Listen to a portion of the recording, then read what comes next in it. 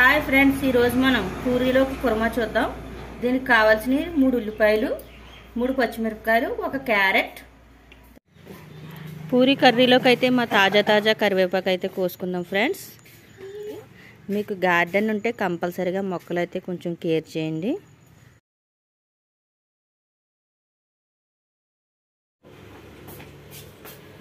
పోపు దినుసులు అయితే ఇగో చూడండి ఫ్రెండ్స్. జీలకర్ర, ఆవాలు, పచ్చిశనగపప్పు, మినపప్పు, కరివేపాకు, అలాగే ఎండుమిర్చి. పోపు అయితే వేసేద్దాం.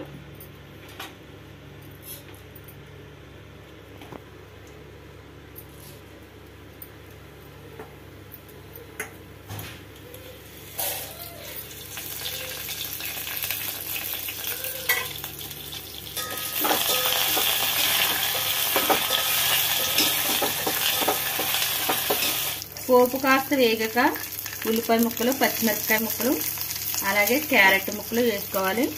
పూరీ కూరలో అయితే ఎక్కువ ఉల్లిపాయలు వేసుకోవాలి, అప్పుడే దానికి తగ్గ టేస్ట్ అయితే వస్తుంది. బాగా కలుపుకోవాలి ఉల్లిపాయ ముక్కలు మగ్గేదాకానే. ఉల్లిపాయ ముక్కలు మగ్గేలాగా మనం శనగపిండి అయితే కలిపేసుకోవచ్చు. ఉండలు లేకుండా ఇవి బాగా కలుపుకోవాలి.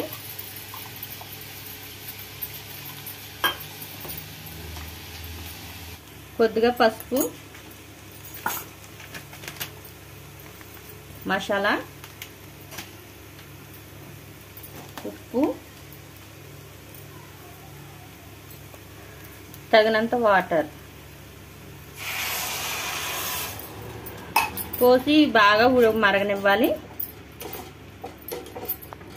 అయితే మరిగిపోతుంది కదా ఫ్రెండ్స్. ఉప్పు గట్ట సరిపోయిందో లేదో ఒకసారి చూసుకోండి. స్పైసీగా తినేవాళ్ళు అయితే కారం వేసుకోండి, లేకపోతే కారం వేసుకోవాల్సిన పని లేదు.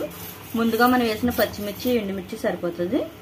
ఈసారి ముందుగా కలిపి పెట్టుకున్న శనగపిండి వాటర్ అయితే ఇందులో వేసేద్దాం.